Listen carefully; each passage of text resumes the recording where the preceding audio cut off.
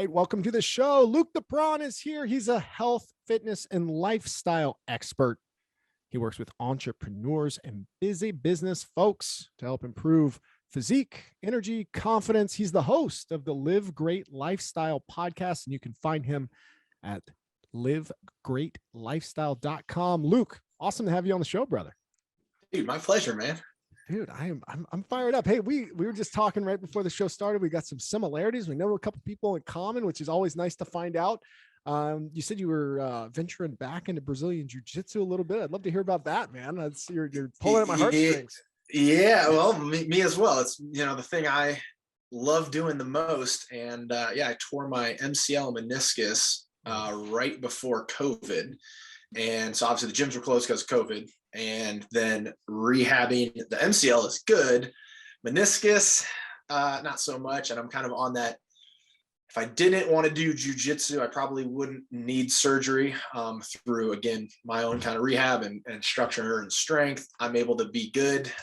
So the other day I was like, you know what, let's go see what's what with it. And as you know, doing jujitsu, like, I don't know how old you are, but I'm 37 and the ramp back period definitely needs to be a little bit more progressive and slow. Yeah. And I might have overdone it a little bit because the knee is tight today. Man, I've had historically had quite a few knee problems. I have a torn ACL on my left knee that I refuse to get fixed because I'm an idiot. And so I do jujitsu a couple days a week with that, and I get by most of the time. But every now and then I get caught in a knee bar, or every now and then it just twists or turns, or you're just on it a lot. And it's like, man, I got to go do something about this thing. So to give you some hope, man. So I did tear my ACL. This is not no one's going to walk away listening to this thing and I'm going to do jujitsu. I actually tore my ACL. Technically it was not jujitsu. I was training MMA. So we were doing like cage work and it was like a takedown many years ago. And I did not do surgery. And I do believe through, again, really quality movement patterns, if you have the strength to back it up, man, you can do pretty good without. There's also, I was just reading literally the other day, some new study came out where they're like, actually, they are finding full tear ACLs do have the capacity to regenerate and grow back, which was always thought to be not true. So you know what I'm going to do? I'm not going to read the article. I'm just going to take that from a bro to a bro. That's straight bro science. I'm going to put that in my bag. And I'm going to live with that assumption moving forward. I'm just going to placebo that thing. 100%. But man, it's tough because, jiu-jitsu is it's such a dynamic sport. And I don't know where you train. I'm at a 10th Planet gym. And so there's a lot of rubber guard. Where at? And San Diego. Oh, 10th Planet, San Diego. So there is a lot of rubber guard and, meniscus stuff, doesn't love rotational torque and so limited mobility. Who runs 10th Planet San Diego?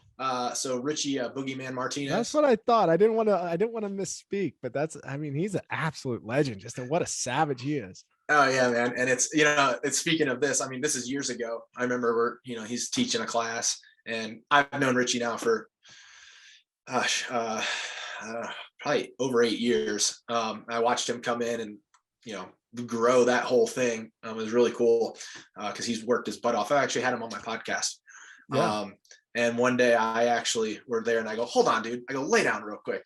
I go, let me see this. I go, let me see you. And I hamstring test him. And he's like short in his hamstring length. I'm like, okay. I'm like, that's not good. But then I just slightly externally rotate his hip and it's like his leg can just dump back over, like damn near over his head. So like his external rotation and hip mobility is really world-class. He's obviously worked on it. I don't know if the guy even has labrums anymore. Yeah. And his mobility is really next level. And obviously it shows because he has, some of the top rubber guard in the game.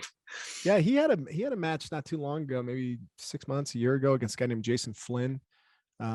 Jason's out here in Boise, and I remember we got excited, watched that match a little bit. But man, I've been a fan of his for ever since I kind of got into jiu-jitsu and started dipping into that 10th Planet space. I know Phil Schwartz over at 10th Planet Portland have had him on the podcast, have dropped in 10th Planet in West LA with Scott Epstein.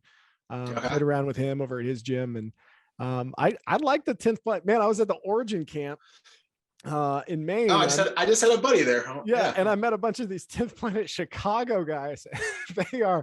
They were a hoot, man. They're in outer space, man. I absolutely and decked out in a gi that looks like they're in outer space. Oh yeah.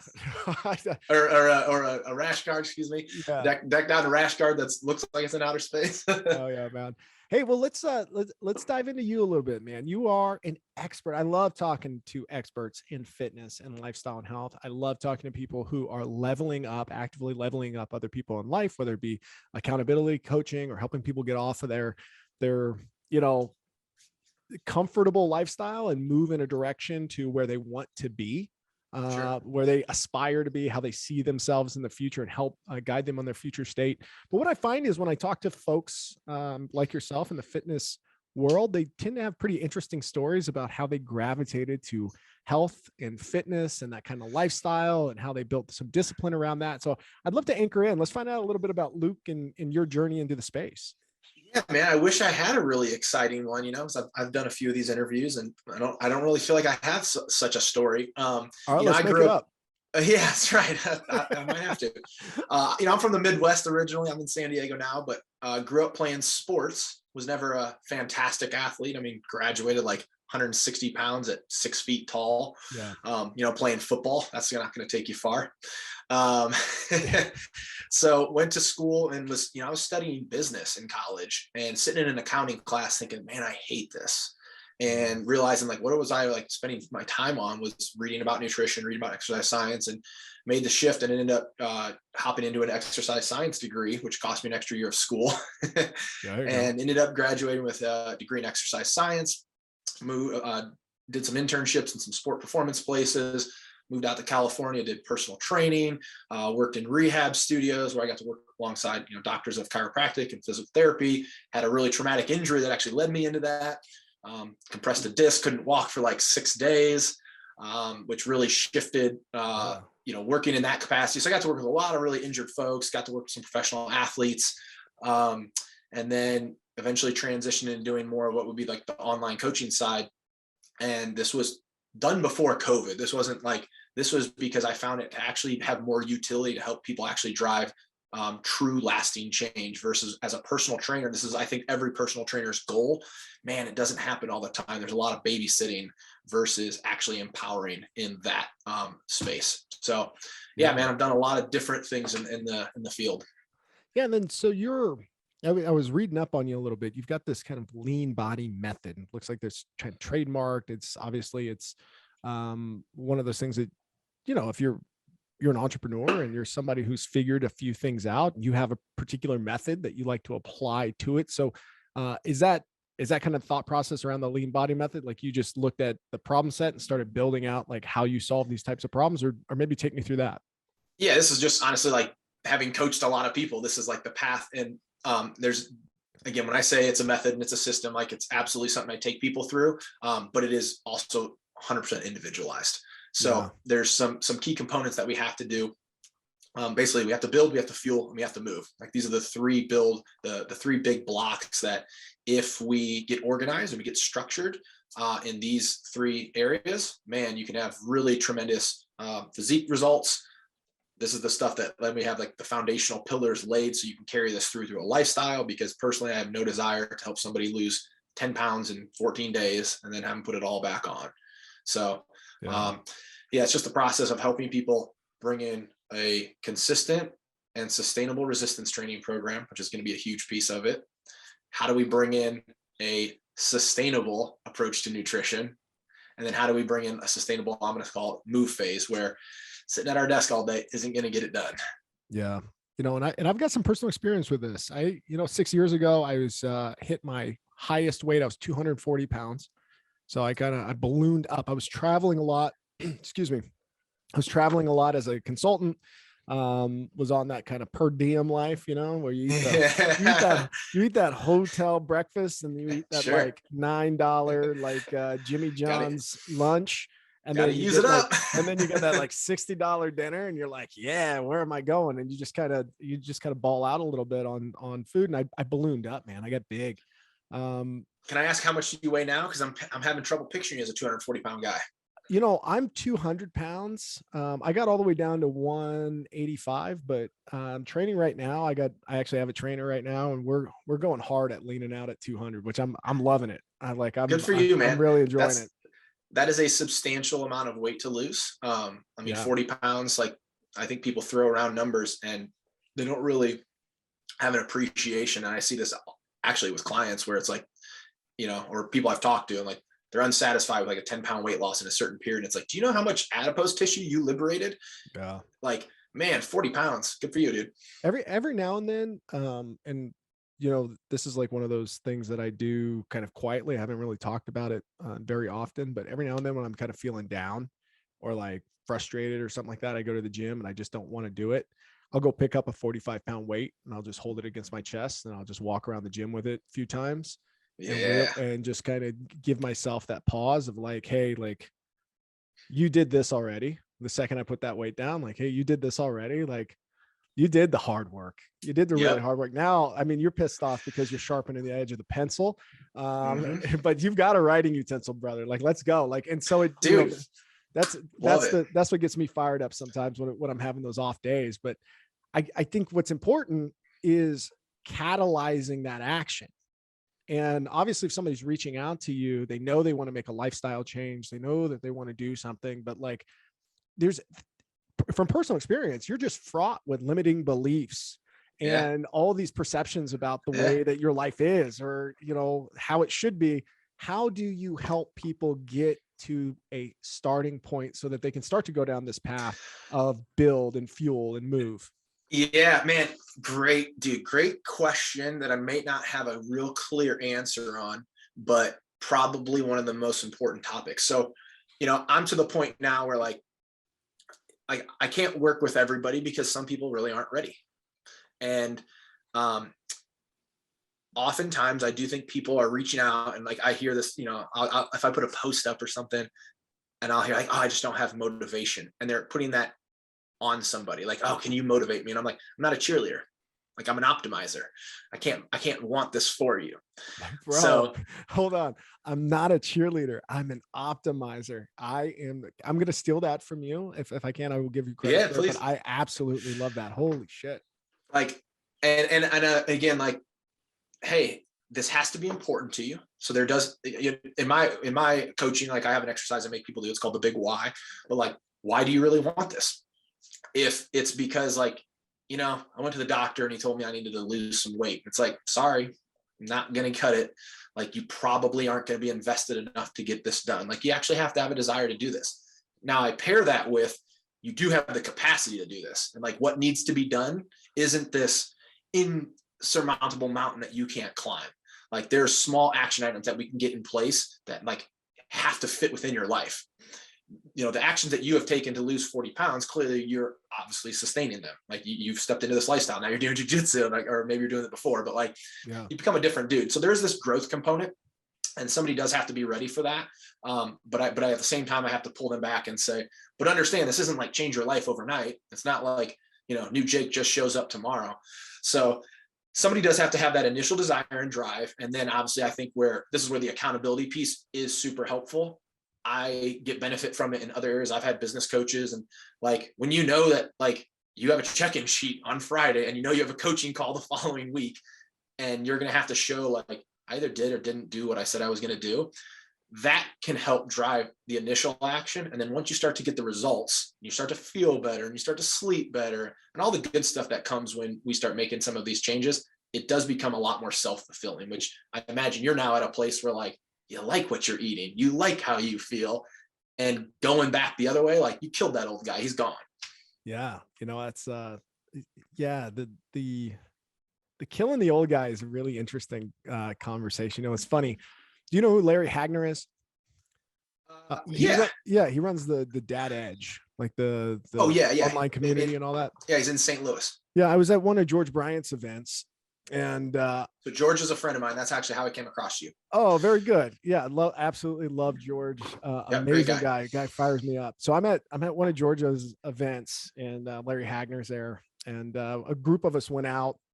We're in Montana. We're having some cocktails and things like that. And I'm, just having kind of a fun, free flowing conversation with Larry, and we start talking about weight loss. And we start talking about, the process of kind of like leveling up a little bit. And I show him a photo of myself, like kind of the one that I show most people. Is my belly's out to here, and I've got my son in my hand, and he's kind of sitting in my belly. If you go to my Instagram page, you'll see it. It's a couple rows down, but I'm just holding my son there, and he stops me and he goes, "Have a conversation with this guy. What do you tell him?" Yeah. And I'm like, well, I started shying away from it. And then he just augured in. He's like, "No, we're not talking about anything else until you go talk to this guy right now." Dude, and I'm at a bar like 11 o'clock at night. I'm having a cocktail with Larry Hagner, and he's forcing me to talk to myself about it.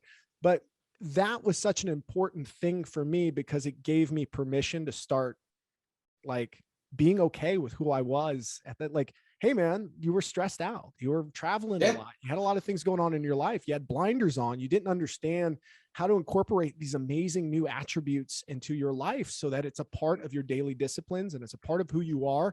And you were just a little lost in that. And I forgive you for that. And I'm glad what we were able to do together. That's the conversation I ended up having with myself. Love it, dude. And it was freeing. It was so freeing. And I get to bury him, and I get to be me and show people the photo and say, like, look at me. Dude, I love that, man. And I'll be stealing that one. Oh, and you did it with the weight as well. And I've done this with clients as well, where it's like, yeah, man, like that 45, holding a 40-pound dumbbell and doing some stuff. Like, there's stuff that guy couldn't do that you get to do. Yeah. Like, yeah. Well, and you talked about it a little bit as well. I'd love your perspective on this, which was sustainment. Like, it seems to be the most difficult part of the process. I have known many people in my life that have lost a significant amount of weight, or maybe they stopped using tobacco, or maybe they stopped drinking, or they stopped doing some kind of behavior in their life that they were unsatisfied with. And then eventually they ballooned back in weight, or just had a cigarette here, just did a thing there, whatever it is. How do you approach sustainment? So, it's interesting that you mentioned a few different things beyond obviously the weight, because I can answer pretty clear around what I do. But then if I try to extrapolate that, like what is the deal with why do we fall back into like habits, or like, why would somebody who quit smoking cigarettes ever like pick it up again? Like, I don't know that I have an answer to that one. But as far as from like weight loss specifically, the biggest challenge around sustainment really is honestly an inappropriate approach. There's obviously tons of psychological pieces to this, of course, right? Like, if you didn't make any psychological growth, like that exercise that you just discussed, but the physiological side and the approach that so many people take, it's like they're almost set up for a rebound, because they went either physiologically so hard in the paint, or from like a lifestyle side, it's like you got no chance. Like, you're going to work out 2 days a week. And, I was just on a podcast with another mutual acquaintance, Drew, who runs a dad's company. It's like, shout out to Drew Camp. Just drinking his pre-workout right now, Drew. You're going to love that.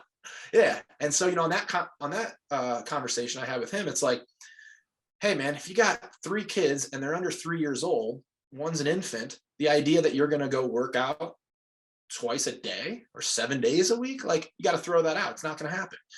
So I think actually taking an approach where like you look at it as like, hey, is this something I can do for the next 6 months to a year?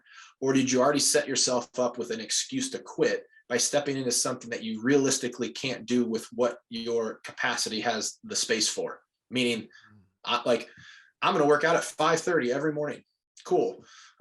Except your kid needs you at 5:45. How's that working out? Like it's so like literally taking a tactical approach. And then like when we get to your point, you've lost 40 pounds. So you did like the heavy lifting, no pun intended there. But now you have to get real tactical, because now to make changes, it's like, oh, we might have to get into some cyclical weight loss. We have to really like think about recovery metabolism. Like, you got to get like a little bit more into the weeds with it. But on the big sustainability scale, like to go from 240 to 200, it's like you had to make some substantial changes in your life. But if you didn't do it in a way where like you can do it for 6 months, what's it matter? Because how long did it take you to lose 40 pounds? 9 months, something like that. Right. So again, you're taking a 21-day, I'm going to do a 14-day challenge, jump start. And it's like, you're dead in the water, man. You got to think 9 months ahead. I'd love to try this on with you here as well. I'd love I have these random thoughts from like different worlds of, either business or whatever. And I try to draw parallels into, other areas of life. And, preparing for this podcast, I was thinking about the word sustainment and thinking about what it means to me and where it's shown up in my life. And one of the places that it's shown up most is in process improvement methods. So you went to business school. There's a thing called lean management, or like Lean Six Sigma, where you go in and you do process improvement. And there is a concept in that called 5S. And I'll tell you the 5 S's now, which is really interesting. And I'll expand on the thought. I'd love to hear what you have to say about this. So the 5 S's are sort, set in order, sweep, standardize, and sustain. And if you're redesigning a place of work, you would want to sort all the things in the area and then set them in order and how you use them, and then just sweep it, clean it all up, standardize how you're going to use everything there, and then put auditing mechanisms in place in order to sustain it. And I was trying to draw the correlation into fitness, where like sorting is actually like literally like sorting your shit out, like your food, your goals, all those things that, the setting in order is making sure that you have the prerequisites. Kind of what you talked about is getting that expectations alignment around, are you needing certain equipment, membership, a coach, like whatever it is, like set that in order. Sweep is like clean out your diet, clean out your mindset, clean out your limiting belief, like clean it all out. Standardize is the consistency part of it, and sustain is the discipline part of it. Right. So if you're just showing up. Love it. Yeah. So like, love that. I don't know. I was playing with that, but is that it feels like it makes sense, but that resonates for sure. Or riff around. Well, I mean, the piece that jumped out to me was like the standardized, and that is going to be there's so much utility in that. And I think when people think standardized, particularly if we're talking nutrition, they think, okay, so I eat boring, bland foods I hate all the time. And it's like, no, but we could standardize and eat some foods that fit the need that you really like most of the time.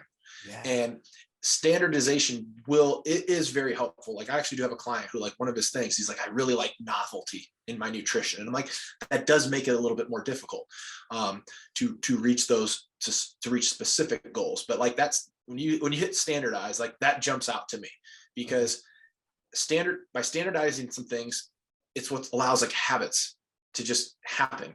And, to really have sustainable weight loss, this has to be something that at some point isn't a massive focus for you.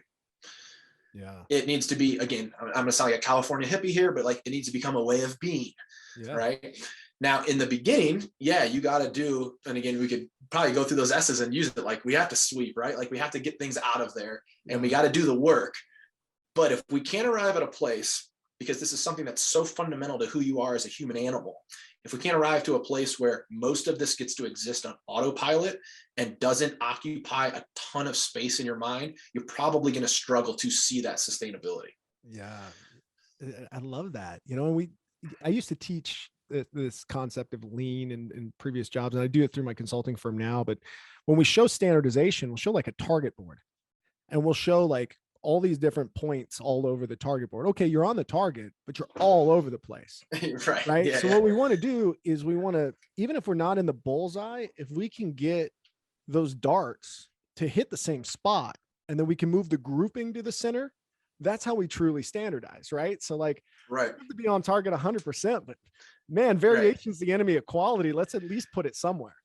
Yeah. And this is like, putting some constraints and some guardrails on how you're going to navigate through life. If you have again, I keep using weight loss, but like really any health fitness goal, like, I don't think we have to become so neurotic to where like, oh, we weigh and measure everything. But like, if you can't quantify like how much or what you're eating, your ability to then for your goal is going to be very hard.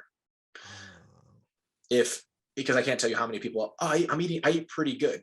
Okay. How's eating, quote, pretty good working out for what you're trying to accomplish? Pretty bad. Yeah. Most often. for most people, myself probably included at times. So yeah, that standardizing and auditing, we have to audit in some capacity, is what's going to give you the ability to, again, pull the lever to make adjustments, because you are going to have to make adjustments along the way. But big picture wise, if we were to talk to you as a 240-pound Jake versus the guy that's sitting here today at 200 pounds, again, you can probably go into autopilot with your decision making. There's probably hard lines that you no longer cross, meaning like as an example, maybe you don't eat fast food anymore or whatever. Like there's going to be something that you're just navigating the world differently now, and it feels from a place of ease. Yeah. So thinking like, okay, I'm going to use MyFitnessPal for the rest of my life. I'm going to weigh everything I eat for the rest of my life. It's like probably not realistic, but also great news. It's probably not necessary. Yeah. You know, it's funny. Like I was using food as like a comfort mechanism. It's not like I was like snorting foie gras or anything. Like, I wasn't doing lines of goose fat, but I was like, you know, my diet was 80% terrible and like 20% like aspirationally okay. So like I would like eat a salad, and then like 235-pound me would like pick my shirt up and like look at myself in the mirror and be like, man, I'm not seeing anything different. Like it was that like instant gratification, because that's what I got from food, was instant gratification. Yeah. And so again, this is where I do think it is important that like, hey, can we meet in the middle ground and say, like I said, 235-pound Jake is not going to like pick up just chicken breast, broccoli, and avocado. Like, hey, if you ate that the rest of your life, you're probably like healthy as a horse, right? But like, we're not going to do that. But could we also find maybe some foods that like we're actually excited to eat that do taste good, but actually drive us towards the goal? Versus I'm going to try to like suck it up and get on the grind and eat the stuff I hate. It's almost, again, I truly feel like there's something about building in an excuse to quit that I think people do. It's like, I'm going to go I'm going to do something so hard and rigid and strict that no one else can judge me for not sticking to it, because how can I? Yeah. Versus like, you really got to come to terms if you're going to quit from something that, hey, this is reasonable, it's approachable, it fits your schedule. Now it's really on you to actually show up and become the guy that's going to like do what he says he's going to do. Yeah. That's harder to face. For sure. And, you know, you're obviously you work with a lot of different individuals, but my understanding is that you work primarily, or you're most known for your work with entrepreneurs and individuals who have high levels of stress running their business, which is really interesting concept to me, because one, I'm kind of that guy a little bit, whereas like when it comes to my customers, when it comes to my business, when it comes to just getting it done, man, I got a list, brother. I got a list a mile long right here. You know, I'm just getting after it every day. I'm hitting it. And thankfully I do have the fitness and the diet worked in there, and I'm very self-aware now, but I know so many hard charging business folks and entrepreneurs that are so grossly out of balance when it comes into the foods that they put in their body and the way that they move their body as a vehicle of life. So take me through that. What is going on with these folks, man? Yeah. So, I mean, I'll be honest, this is a bit sad to me, but like, how many guys do we see that it's like, so you lost your marriage to your business, or you don't have a relationship really with your kids to your business. And I think there's a lot of guys, and let's be honest, there's real responsibility to this, right? If you own a company, gosh, and you have employees, like you're responsible now for other people's lives. So like the stress and the pressure, that's all real. But there's absolutely, again, a mismanagement of care and need. Again, if at some point, like if building a successful business comes at the expense of your health, your relationships, like to me, that's a failure. And I think you really have to come to terms with like, what do you really want? Like, is that a win if you created a multi-million-dollar company, but like, you don't know your kids, your wife wants to divorce you, and you're 60 pounds overweight and you're going to die of a heart attack. Like, hey, you're literally talking about me at 2013. I mean, Right. literally. I mean, I take, like, again, get close to 240 pounds up and down. I could manage those 15-pound cycles Sure. where I get serious for a minute, don't eat for a couple days, and Yeah. weight. Sure. And I was Yeah. traveling so much, and I was a whiny, bitchy man just in general. And I saw my son for 70 days, his first year of life, somewhere around Yeah. there, because I was traveling so much for work. And I was on that path. And thankfully, I started to kind of throw the red flag up and start to work through that and became really introspective. But I imagine for some people, they just keep charging down that path, man. Yeah. And then, and I'll be honest, I'll be completely frank. Those aren't guys that I work with because they're not ready. And I sadly, I see some of this online from, I've seen some people that have reached out to me, and I'm still watching the same struggle. And what's the old adage, like, you can lead a horse to water, but you can't make it drink. And there does have to be like this understanding and core desire and need. And I do believe a belief that you can do it, that has to start. Like, again, when I said I'm not a cheerleader, I'm an optimizer. I can't drag you through the process. You do have to have a desire to do it. I try to couple that with letting people know that what is necessary to be done is not as hard as most people think. Unfortunately, it's been built up to this insane thing in the fitness industry, to where fitness and exercise do not have to, or fitness and nutrition do not have to overwhelm and consume your life. But when you go on Instagram and you start looking at, like, hey, what does it mean to get in shape? I think you're inundated with fitness professionals who are living a lifestyle that is so not congruent with what the average person is doing.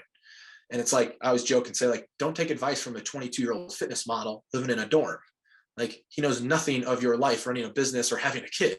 Yeah. And he's going to tell you to eat, weigh all your food and eat or work out, 9 times a week.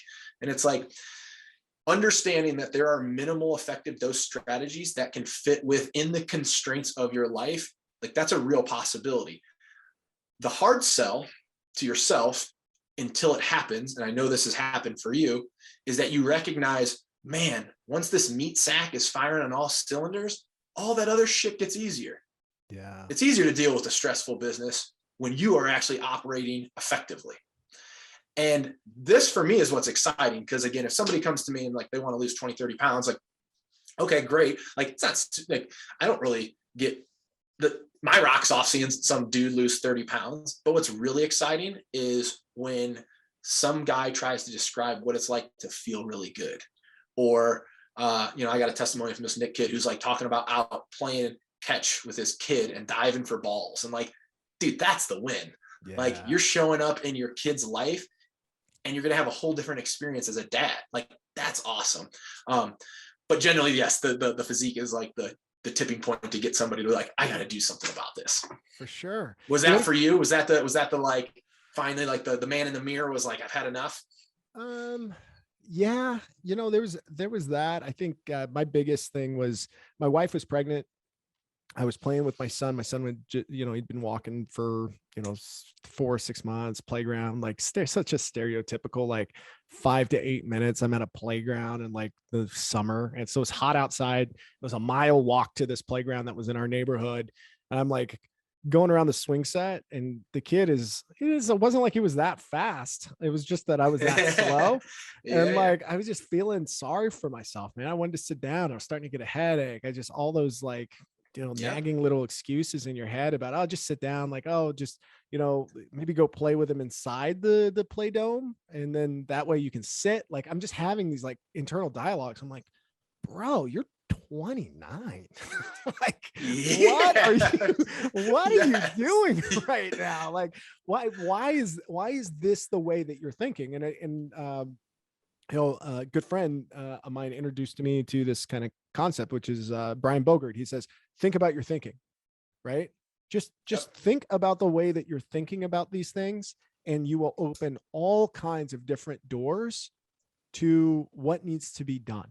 Because you're like, this is how I approach this particular problem set. This is my default operating system when presented with these variables. I hide. I walk away. I make excuses. I try to make myself feel better because it is so uncomfortable to take ownership for what I've done to my body.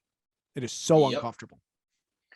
Dude, man, nailed it. And it's funny because kids are often simultaneously, for one guy in a very similar situation, they will be the motivator, which it sounds like in your case it became. And for someone else, they're the excuse. And it's like, they can be either. Like whatever the challenge is, it can be either. And it really does come down to like, hey, am I thinking accurately here? Like, think about my thinking. Like, is this what I want my relationship to be with my kid? To where like, I gotta like, time out. Dad's got to sit down at 29. Yeah, I know it. Good. Hey, let's talk about this. You know, there's one thing, we talked about turning the volume down on other things in life. Kind of, I'm paraphrasing, but like you're talking about, the more that you're able to become more physically fit, the more that you are able to then manage your stress levels, and the volume just kind of turns down. Physical challenges can help do that. What kind of physical challenges are you out there doing? How are you pushing yourself? So that's a great point. And I always tell people, it doesn't have to just be physical challenges. There's other ways too, but like, man, the physical is a really good tool to prove that you can do more. Like, it's such a simple thing. So obviously, like, jujitsu is a very easy one that you can step into. 100%. That you are going to have days where you are the nail, and then there's some days where you're the hammer. And a lot of times you're the nail. And I think there's great utility in doing hard things that are physically challenging. Now, that's easy to say when you're now the 200-pound version of yourself, or myself, who's fairly fit and actually enjoys jujitsu. So I think this, for anybody listening, it's like, you take it where you're at. And for somebody, it could be like, hey man, like walking a mile, if right now that sounds like a stretch to you, but you can come to terms with like, but I should be able to, great starting point.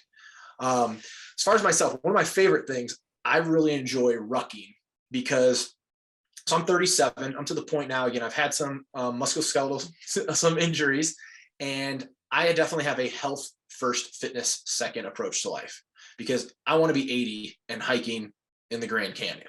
Like, I was just recently in Arches National Park, did the morning, went to do the main delicate arch. It's actually one of these back here. Although that's not from that hike, but and we're up there in the morning. You know, we got up early to get up there to catch sunrise. It's not the best sunrise spot. And all of a sudden, here comes this couple. Dude, they're like 85. And I just looked at them and I'm like, yes. Yeah, like, they're just giving each other piggyback rides down the mountain. Just dude, like that's my goal. Like, I want that. Yeah. Like, I want that.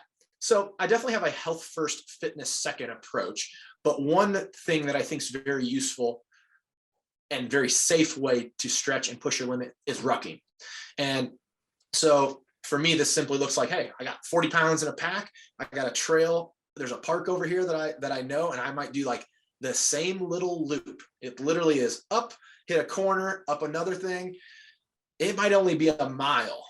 It's brutal. And I just go there and it's like, okay, today I'm going to do 4. But the rule is you can walk, but you can't stop. And at like 2.5, you're like dying because it's steep, and take another step, just take another step. And then the next week you get to come back and you say, okay, I know I can do 4. I have proof of concept. So I got to do 5 today. Yeah. And something like that it's a great tool, because I absolutely hit a point where the negative talk happens.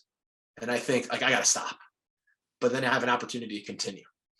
And I think that's a really great way, because I think it's pretty safe. Like, I've done some stand-up martial arts that are really fun. Like, kickboxing is really fun. Sparring MMA is really fun, and you're going to get pushed, but getting like kicked in the head, like, not great. My nose is permanently crooked from taking a step-up side kick to the nose. Like, it just blew it up. It's just not, I can barely breathe out of my right nostril 20 years later. Yeah. So that kind of stuff, I think you gotta be a little careful with.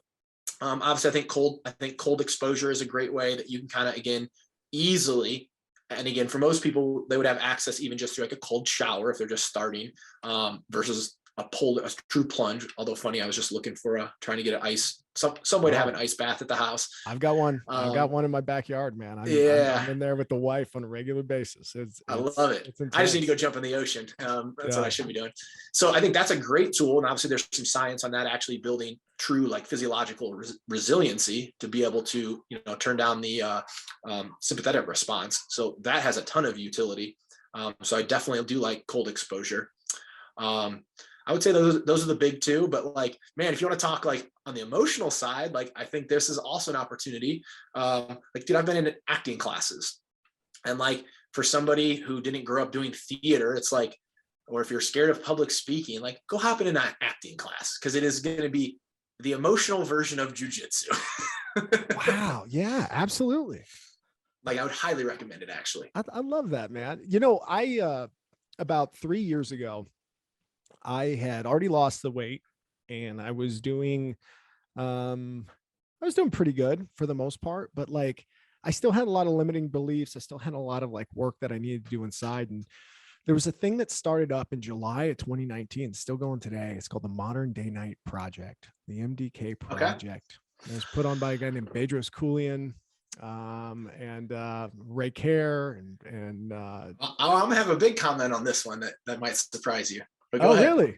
No, continue. So I'm a graduate of class 001, the very first class of the Modern Day Night Project, man. I went 75 hours. It was, we didn't have any like sizzle reels or marketing reels or anything like that they put out there. And I'm actually going to go see those guys next month down in Vegas at the meetup. But man, it was grueling. It was transformational.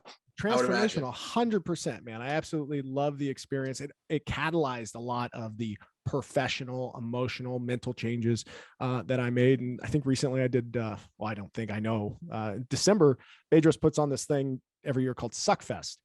And it's a 27-mile run, but every 0.2 miles you stop and do 2 different exercises, 15 reps each, and then you just grind. And it's like, it's 8 or 9 hours on a Saturday to grind through that. I love the physical challenges, not every day, not every week. I'm not one of those guys that's like, I'm going to Cam Hanes it and run a marathon a day or, whatever it is. But I am one of those people that about every 3 months, every 4 months, I need something that just shows me that I'm a freaking lion and I can work it out and I can figure it out, and that I can push through it, and it just sets me up for success. But I'm excited to hear what you have to say about the project. Yeah, I am in complete agreement. So I know Ray Cashcare as well, because my experience with him was I was actually on a show called The Selection, which was on the History Channel, and I got to go through a probably very similar, although what we went through is probably a little bit more, I don't want to say financially backed. Obviously, with the History Channel. And so, Ray Cashcare, instructor care to me. I actually, when I reflect back on that experience, and I'll say this, I quit, I tapped, I didn't make it through it. I think it ended up being, I think the guys, the 4 that made it ended up being 9 days. I pulled the plug after 3, and it was absolutely a very transformational experience in ways I wouldn't have never have imagined. Yeah. And in the most, so I love that you did it, because for what you did, it sounds like it was probably very similar.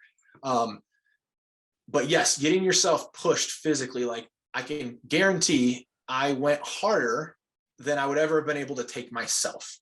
Right. Yeah. Obviously in this, we're in a very extreme situation. We're dropped off in this place. Like, and the cool thing about this was there was no like production value to it. This wasn't like cut and then go back. Like, I've watched The Selection, man. I'm going to have to go back and watch, because I've watched the series. Like, I'm sure I saw you on it. Like that's, I did. I'm not on there long. So, but it was transformational in ways that I never would have, thought. And it's funny, when I reflect back on it, I actually think of Ray Care.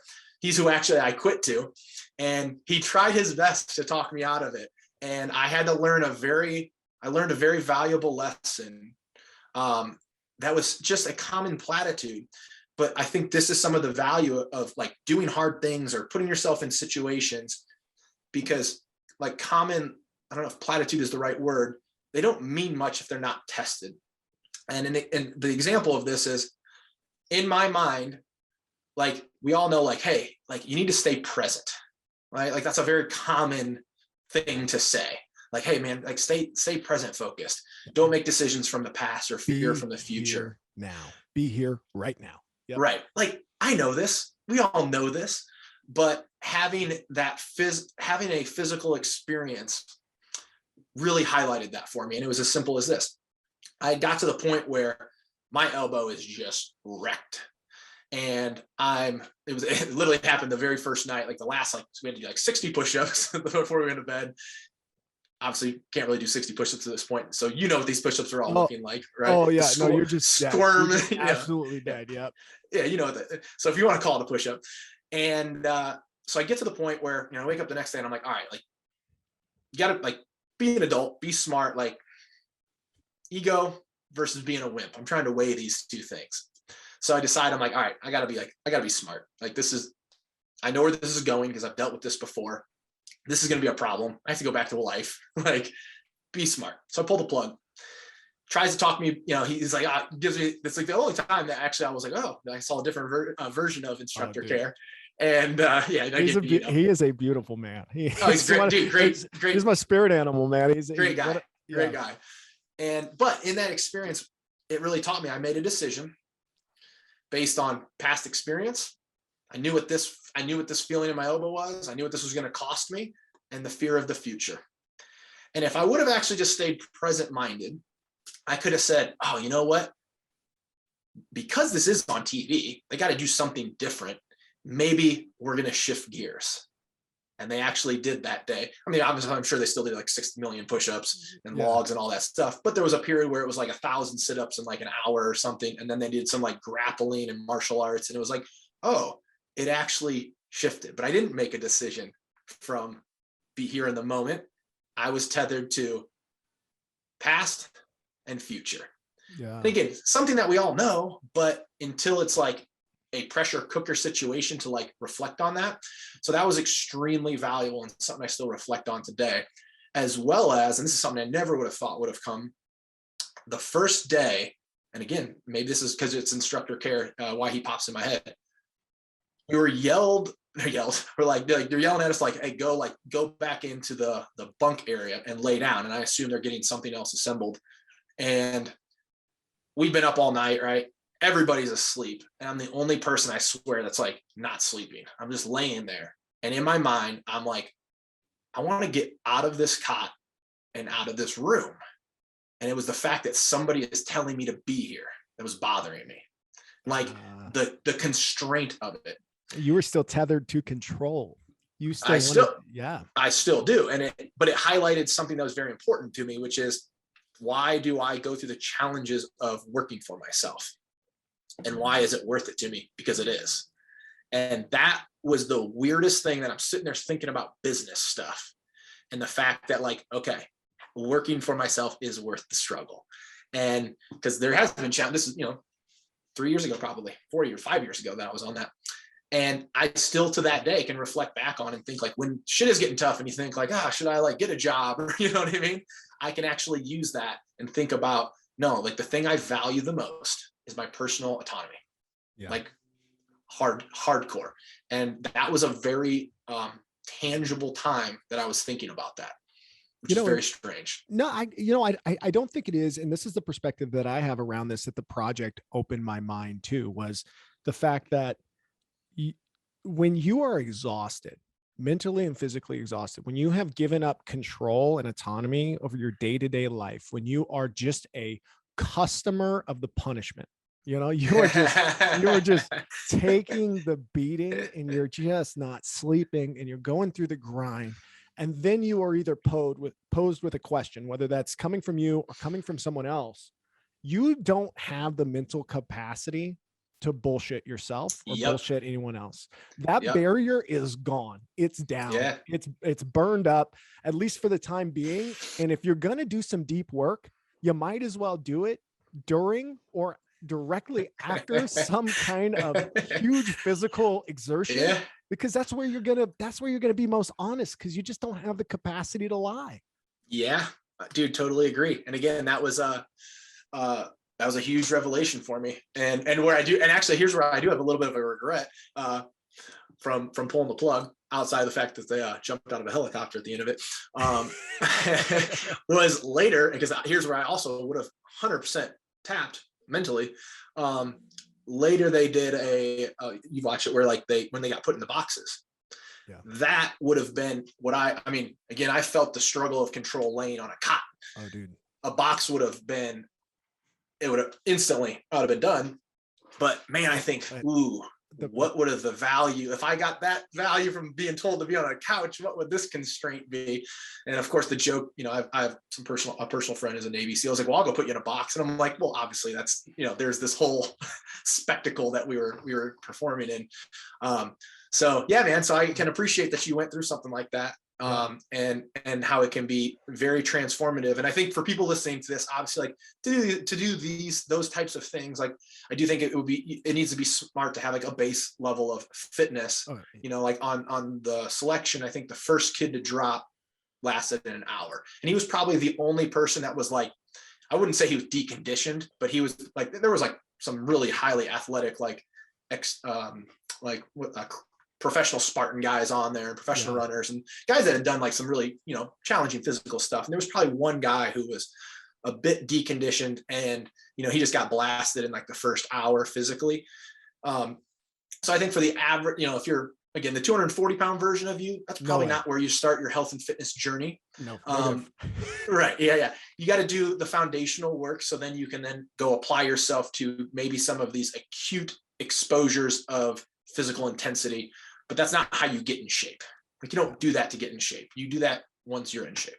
Yeah, agreed. Completely agreed. And just for you to know, in the Modern Day Night Project, one of the things, and I can't talk duration of time or whatever, is you bury yourself. So you dig the hole, you get in a body bag, some dirt gets put back on you, and you're just sitting with it. And that's that one unravels some people. It's a turning point for a lot of people in that program as well. But it's one of those things. So you are really relinquishing control. Yeah, I can totally see the struggle with that as somebody who even like in certain jujitsu positions feels the claustrophobia. Oh yeah. 100%.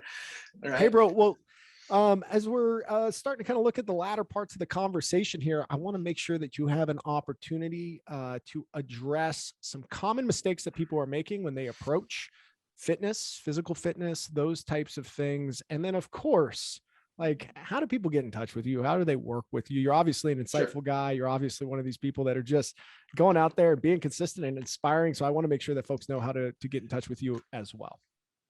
Awesome. Well, yeah, as far as like the pitfalls that people fall into, the big one is, again, like this, we're coming back to like that sustainability side. So obviously around diet, there's massive pitfalls in that you don't have to go keto. You don't have to intermittent fast. Like there's not a specific nutrient. There's not a specific thing that's causing you to be overweight. At the end of the day, weight loss is going to come down to calorie balance. That said, telling somebody that is, I just read this the other day. That's like saying like to win a football game, you have to score more points than the other team. True. It gives you no helpful advice, right? To have a profitable business, you need to sell more than you spend. Well, it doesn't give you any actual tangible advice to do it, but there are so many applications where people are going to be convinced that there is a specific food that's causing them to be overweight. And you're going to have to just push away all that like sexy marketing that's going to be jammed in your face over and over and over by somebody who's trying to sell you a supplement, who's trying to sell you some BS detox nonsense where, yeah, you're going to lose a few pounds because you just radically slashed all your calories. So I hate to say like I've just been eating liver, man. That's all I do now. You're on the Liver King diet. I'm just on the Liver King diet. All I do is I just eat 10 pounds of liver a day. Oh God. Oh God. All the love to Liver King, but come on, man. Yeah, I know, right? So yeah, you don't have to do, so if there is that like that one fix, like there's no one fix, period. I wrote an article and I should have sent it over for the Huffington Post where I showed my before and after transformation photos. And the average guess when I show people, it's about a 6-month difference. I took them in 3 hours, but most people think it's a 6-month difference. And all I did was get a pump, change my posture. And I did that. I wrote that article to highlight how I think supplement companies, trainers use faked before and after photos to market BS gimmicky products. And I really think that there's a lot of people that fall victim to these things because like the marketing is good. Well, my thought was has been proven as that actual faked transformation photo. I've reverse Google searched it, and it's been stolen and used by multiple supplement companies, multiple trainers, marketing that as their before and after photo. So there is all sorts of quick fix nonsense charlatans that are willing to sell you something because they're not going to be involved with you. And they're preying on the fact that like, yeah, you do want this. It's not real. Like none of it, there is no quick fix, but man, it's not as hard as everybody thinks. So no single food is making you fat. That would be the big one on the nutrition side. And then again, any like exercise claim that is claiming to do anything beyond basically helping you maintain or build muscle, they're probably talking out of their ass. I hear that, man. Absolutely. That's what sound advice. Hey, folks, if you're listening and you want some more sound advice from this savage Luke Depron, go find him.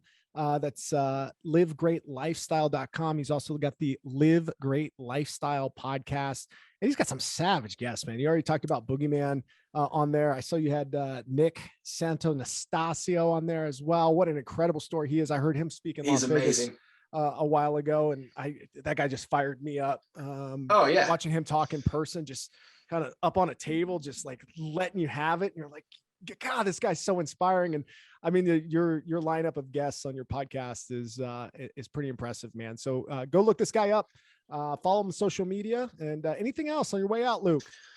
Man, again, I tell people this all the time. It's prehab or rehab, but it all looks the same. You're either going to do it now from a place that you're in, or it's going to get worse and it's going to feel like rehab.